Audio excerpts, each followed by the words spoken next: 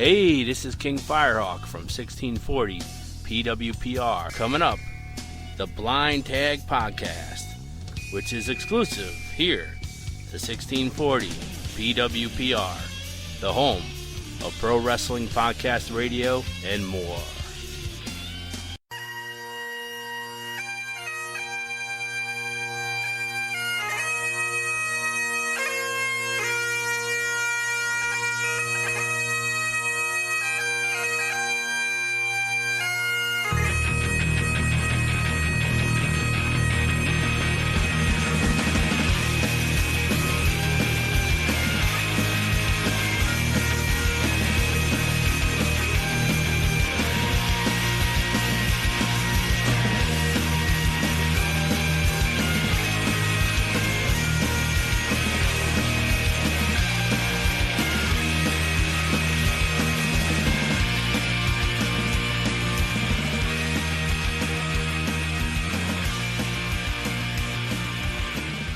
Hello out there once again in the podcast world.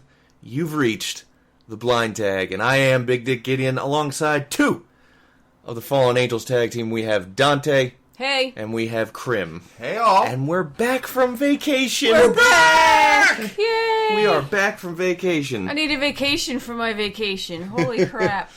What a vacation it was. Yeah. Well, It's really hard to explain what we actually do on vacation. If people want to know, you can look up something called the Society of Creative Anachronism, or the SCA.org, .com. We went to a place called the Penzic Wars, which is at Slippery Rock, PA, Cooper Lakes Campground, where about 10,045 of us all were camping in medieval-style tents and just partying and having a good time. Sure. But also working our butts off to get our camp up. That's true.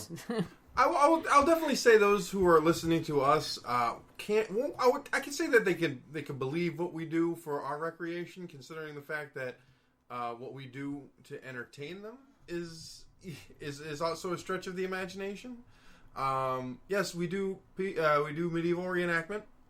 We are very much geeks, as you can tell by our podcast. I mean, obviously. We're professional wrestlers, damn it. I mean, like...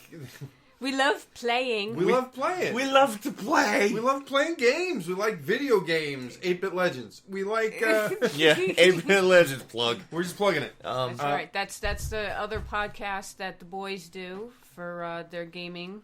Well, Twitch stream. Well, Twitch stream, yeah. But you've also gotten a page on YouTube recently, Yeah, have you? yeah, we're back. Yeah. We're up on YouTube. I'm exporting the videos from Twitch to YouTube, and we are going to be pushing an actual podcast via the 8-Bit Legends. So it's going to be called Pause Your Game. Look forward in the future. But getting back to the vacation. Yeah.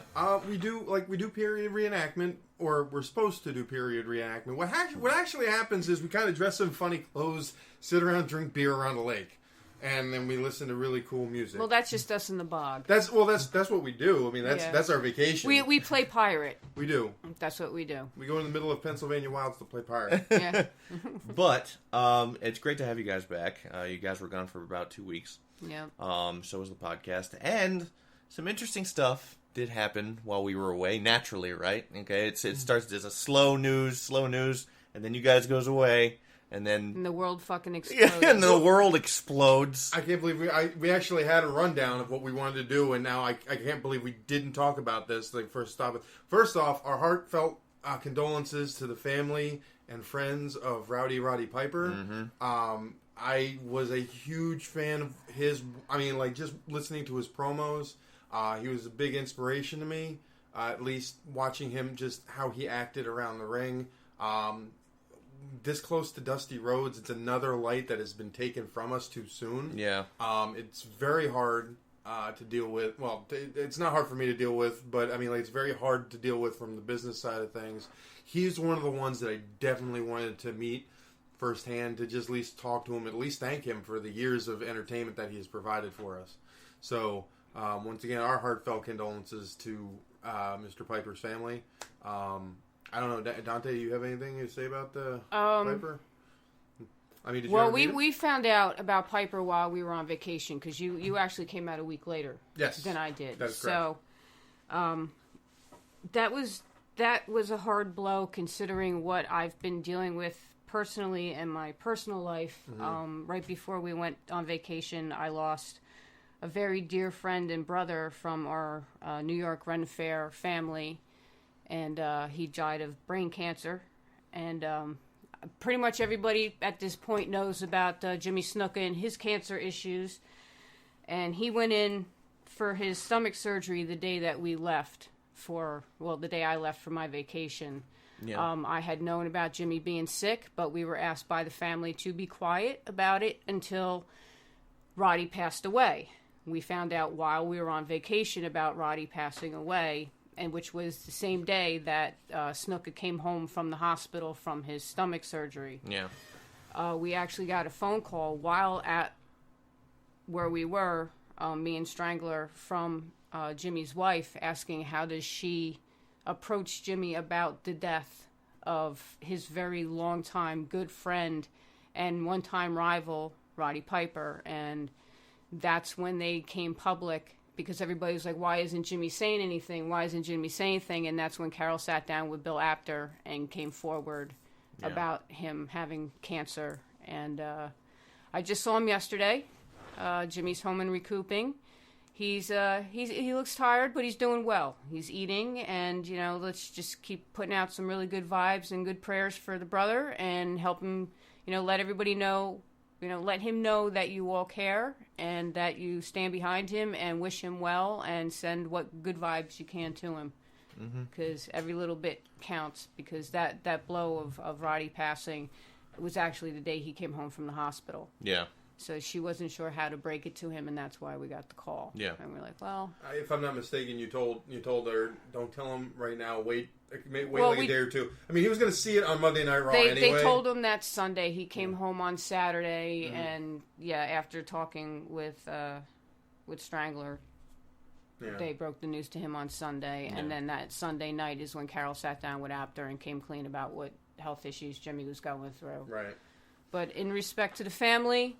Well, yeah. I mean, you always want to... Yeah, it was not my place to say anything about him being sick, and not they our really place to announce they really it to the wanted world. to keep it quiet, but because of Piper, it had to come out. Of course. So, we wish him the best, and hopefully he recovers, and he'll be, I'll ready probably to go. be seeing him again next week. Sure. I mean, we see him about every week right now. Yeah. Strangler and I, we go down. Big Dick, do you have any Piper stories that kind of sticks out in your head? Anything? Piper stories? The thing is, when I was born, because I was born in 1985. I'm 30 years old. Right. So...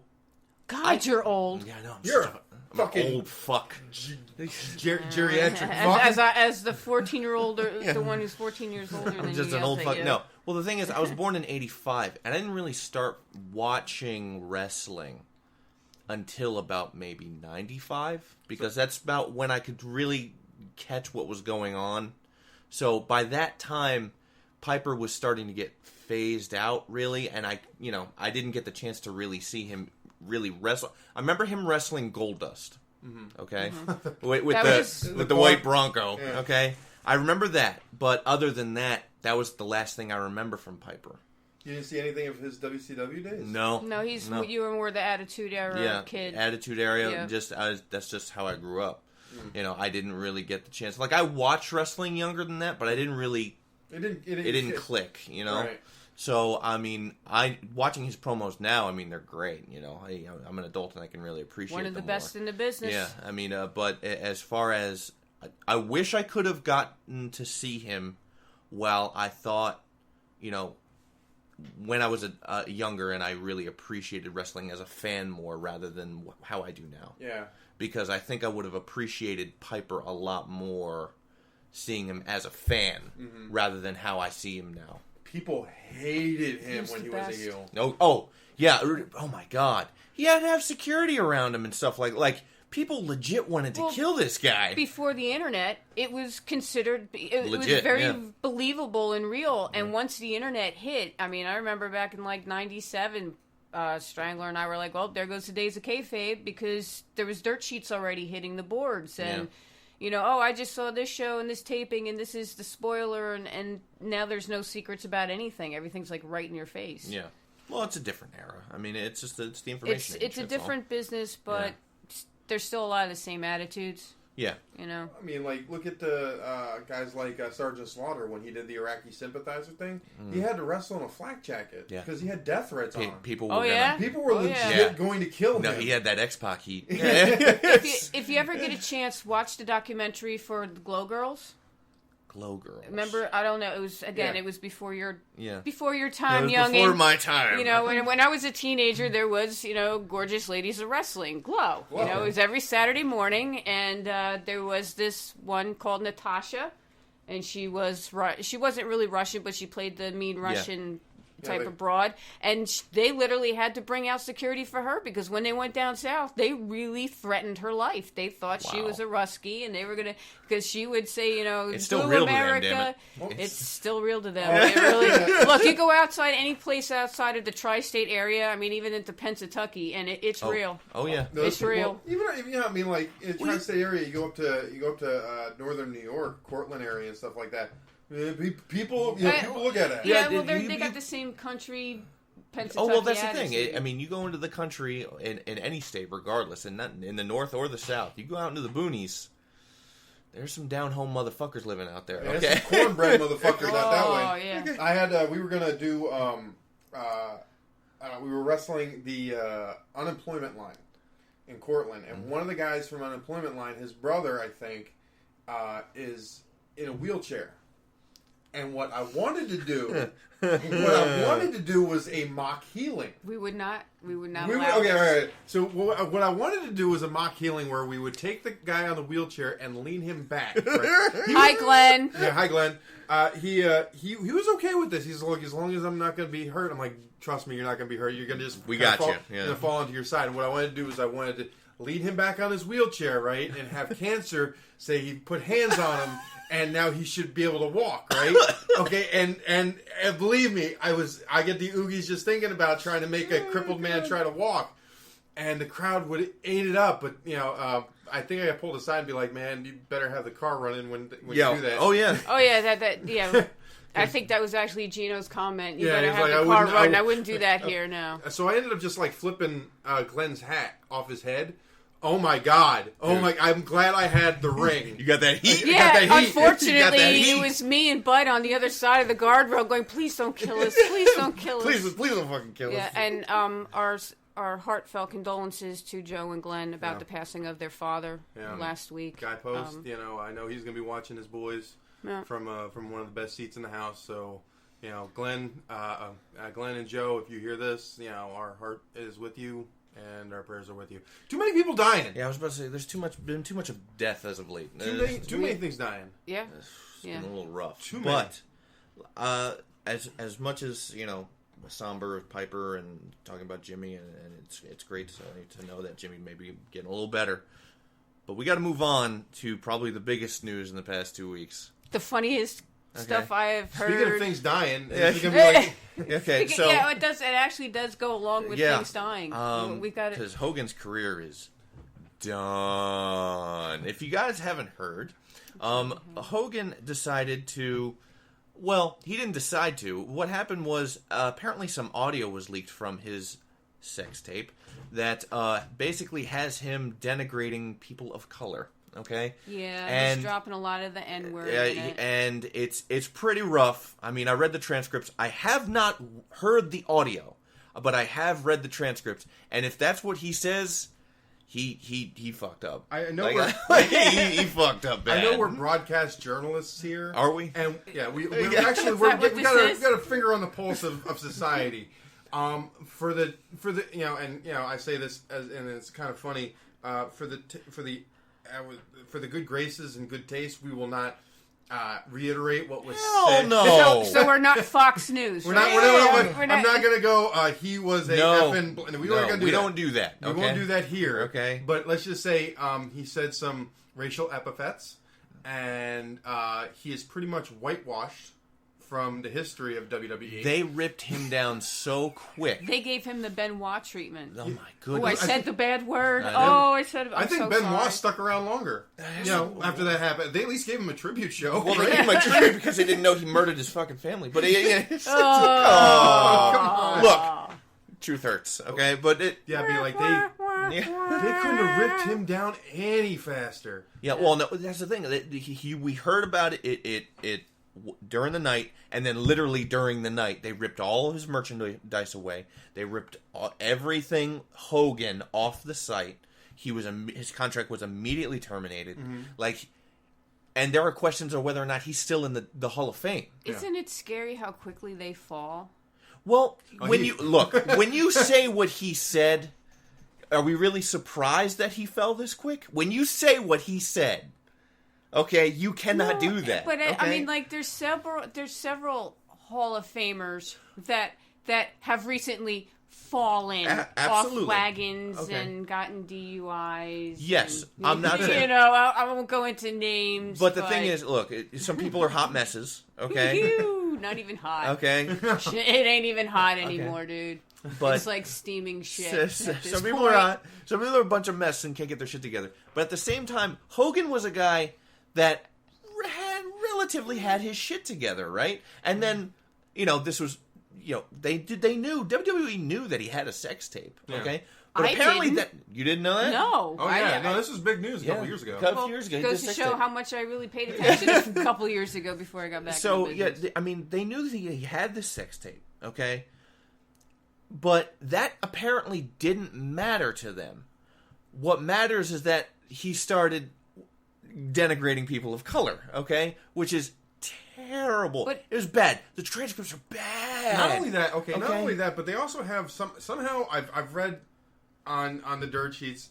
This could be complete fabrication of somebody who wants to just get their name out there. But I have also read that they also have a conversation recorded between him and his son while he was in jail. Well, yeah, was it while he was in jail? That they're talking about he's talking about the. I'm not gonna say it. I'm gonna say the word right now. Verbatim. He says we're talking about the Blizzax. Okay. That's what he said. That's what he said, and I'm like, oh, he had to bring the carny into it. Oh yeah, that's. But like, what I gotta know is who did Hogan piss off? Because. Damn. Yeah. I mean, like, they went after him. To have to pull up those transcripts of what was being said on the phone. After him. Yeah. I mean, well, he's looking to sue somebody. He's not going to win. But he's looking to sue somebody, which I understand. But at the end of the day, okay, when you talk to other wrestlers or even Hall of Famers, okay, they'll say, that's not the Hogan that I know, okay? Well, I guess you didn't really know him. Okay? That's the thing about being pro wrestlers is there's your locker room persona and then there's your real life persona. Okay, clearly Hogan is exceptionally racist. Okay? Okay, all right, listen. I don't. You cannot even argue. Most guineas are, okay? Most guineas are. All right, well, let me just Coming say, from a Mick. All right, let me just say, I don't know the guy personally. No, neither do I. And I say a good portion of people out there have told a stereotypical joke, okay? Or they said something that was denigrating to a certain race. Or a slip-up during during the promo. That doesn't necessarily make them racist. No, okay, so here's the deal. Or the slip-up during the promo. Okay. Oh, yeah, or a slip-up during a promo. Yeah, a slip-up during a promo or something like that. So that doesn't necessarily mean that they're racist, but when you say what he said, and I'm just going to say something for, not quotes, but he essentially said he doesn't want his daughter dating a black man unless he's rich and an athlete. Okay? That's fucking racist. Okay? That is racist. All right. That's that old school racism. That's that civil rights movement racism. Okay? That's that civil rights movement racism. That's like grandparent racism. Yeah, that's... Well, look at Hogan. He comes from a completely different era. He's old. Look, he's old, but the thing is, when you're that type of an icon, you do not get to say that shit. You don't get to have a personality of your own anymore. Look at what's happened to Michael Hayes. How many times he's gotten in trouble because he's said something racially inappropriate to, like, Mark Henry or, you know. Look, I mean, racism exists. To deny that is pure folly, okay? And racism exists in the wrestling world. To deny that is pure folly. Right. Okay? I'm sure I won't get any argument from you guys there. No. Okay? But, it exists, but the thing is, the locker room is one thing. He was on camera, and he knew he was on camera. He didn't know he was being recorded. I'm not sure if that makes it better. It's a sex tape! Of course you're being recorded. That's the whole reason why he's suing is because he didn't know he was being recorded. That's the whole reason why him and Bubba the Love Sponge are just gone. Because the fact that the dude's name is Bubba the Love Sponge is A, disgusting, and B, hilarious. Okay? But that's like the whole. That was the whole point. He didn't know he was being recorded. He was, that's like the whole controversy about it. Well, which is why it's like, dude, who did you piss off? And here's the other thing that I want to just say. Growing up, watching Hogan, everybody was trying to kill Hulkamania. How funny is it that Hulk Hogan killed Hulkamania? Man, he killed it. Irony. The Lord did something with it. He fucking smited that shit. Okay? Dude, he put it down. Okay, like, here's the Even Virgil's going, man, you fucked up. Yeah, Virgil's like, I got more fans than you now. More people want to be at my table. Speaking of Virgil, how much money has he raised for Help Me Become a Millionaire? We're not going to talk about that. Oh, we should. We refuse to give that airtime. We will talk about that on Sunday. Okay. Maybe we'll revisit the GoFundMe issue. Yeah, let's do that. Let's do like a weekly. Let's check on Virgil's GoFundMe. And just to give, I want to give him airplay. Why not? Because it's funny. Because I respect the fact that he says, I don't want anything other than $1 million. I'm not trying to do anything. I just want to be $1 million man. I respect the honesty in that. Look, I respect the honesty, but I want to go back to Hogan for a second, okay? More people are coming to fucking Virgil's table now. Yeah, well, that's the thing. He not only did he destroy his entire career, okay? Yeah, he may not have thought he was being videotaped. That's fine, but you got to know that, like, in this day and age, you cannot say shit like that, okay? Even if you believe it. Which you shouldn't, because if you do, you're a fucking racist fuck. Okay, but where's the safe haven? Like, listen. Okay, no. Oh, Time out. Time out. Let me explain. Genre now. Let me explain. Where is this? Because you believe that in your house, or maybe even a close friend's house, you have the ability. I'm not defending what he said, or I'm not defending how he is, but I mean, like, you should feel that you should be able to express yourself the way you want to express yourself. Without being recorded or fucking with a anything. Trusted friend, sure, but at the end of the day, you have to know that unless you're in your own house, you got to watch what you say, especially if you're someone like Hulk fucking Hogan. Okay, you are a brand. You are no longer Terry. Okay, you haven't been Terry in forever. Okay, you are Hulk Hogan. Okay, you have a brand to support. WWE built its fucking empire on your back. Okay? And now it's gonna be Hulk Hogan at an Elks Club near you. He's gonna be selling cars. There's gonna be some money mark that will pay him to work. Oh yeah, I mean, you guys might work Hogan. That'd be nice. Okay. I mean, hey, I bet you. It may not be. You'll videotape it and you'll take pictures. It may not be in Australia in front of 20,000 people, but I'll tell you, brother, I'll have some fucking pictures if I work Hogan. Fucking yeah. I'll tell you that. Don't. I worked Hogan. Yeah, okay, sure you did. Yeah, okay. Anyway, but no, I mean, like, I said my piece. You're absolutely right. He might be selling cars because there'll be a couple indie guys that'll try to push him, and he'll have to take those bookings because TNA's not going to want him. Yeah. They already whitewashed him. Yeah, any of the major networks. I don't think ROH wants him. Yeah, no. You are allowed to say what you want to say in this country. That's 100% correct. Okay, but you only have a right to privacy in your own home, and you lose that right to privacy when you decide to make a sex tape, regardless of whether or not you think you're getting videotaped. He makes a sex tape. He didn't make a sex tape. A sex tape was made about him. It was, look, he was not intending to fucking... He didn't deny it. He's not like, fucking money. You know? So, it's like, come on. But One night in Hogan. You know. Was it? Was he part of McMahon's secret club too? Oh! Well, you just said one night in Hogan. Well, he was the champ. He sure was. I'm not saying anything. I'm gonna have John Cena at the door. So like, what the fuck, guys? Like, nothing, sir. I'll tell Nikki, get away from Maybe that's why Seth got a little jealous and broke his nose like that. It's like, yeah, I want to be McMahon's favorite. You're out. I honestly, I do feel a little bad for Hogan because because his career is essentially finished. How many? Okay. Yeah, think about it. How many years? Years he put into this business. Decades. Okay.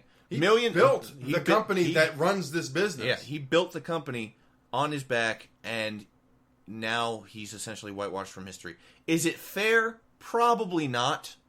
Okay. Give it a few years. Well, it's not even that. Wash. Give it a couple months. I don't know. I don't know about that. But is it fair? Probably not for everything that just happened to him. But also, you just can't say the stuff that he said. You just can't. Look, I'm not trying to defend what he says. That's racist. But I mean, like, the recording of, it really comes down to the poor guy didn't have any fucking privacy and he can't express himself. If he wants to just hate fucking, if he wants to hate Jews, let him hate Jews. But I mean, like, it doesn't, he thought he had a fucking safe haven to hate people. Yeah, but even when if you look at the transcripts of when he's talking to his son in prison about how to talk to the black guys in prison and talk the lingo, it's like, wait a minute, who are you to say? Yeah. Number one, you shouldn't be talking like that, and so you can't just say it was because of the sex tape, because that was not the only incident that he got caught doing it. Well, have you